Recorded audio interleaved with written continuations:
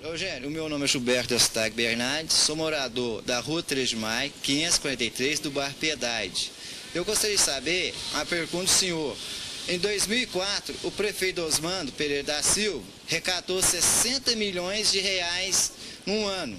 E os 60 milhões de reais fez 200 casas populares.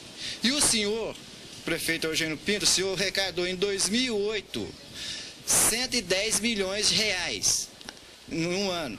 E esses 110 milhões de reais está para fazer 400 casas populares. E nenhuma delas em 2008 não foram feitas.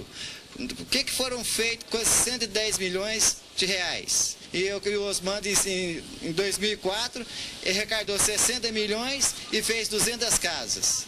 E aí eu pergunto, como fica essa resposta da gente em 2004 e 2008?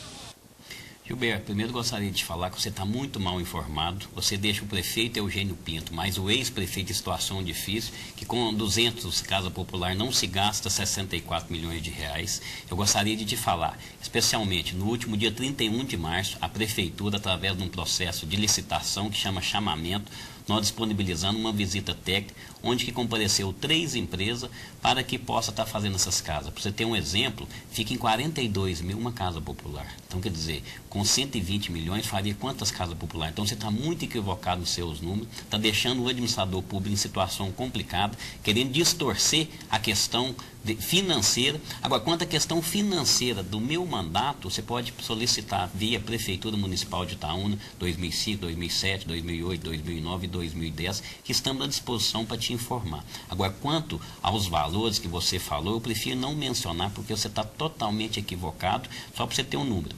440 casas vai ser feito, vai custar 18 milhões 480 mil reais. E em 2008, se você não lembra, Itaúna às vezes tem umas pessoas que só quer prejudicar a administração Eugênio Pinto, até a fiscalização da Polícia Federal teve aqui, que foi aonde que prejudicou a construção de 84 casas populares que a gente iria estar fazendo. Então vai ser feita também agora no mês de março, no mês de abril, uma licitação para a conclusão dessas 84 casas populares, porque se não fosse tanta gente prejudicando a administração pública, essas casas já estaria pronta, porque foi motivo de fiscalização pela própria Polícia Federal, numa denúncia totalmente leviana e injusta com a administração e principalmente com o maior patrimônio, que é o nome da Prefeitura Municipal de Itaúna. Então fica aqui os nossos esclarecimentos para que, se você quiser maiores informações, 120 milhões, não faz 400 casas não, deve fazer umas 1.400 casas. Então a questão da informação aí, você está muito equivocado e a gente está à disposição na Prefeitura para te responder.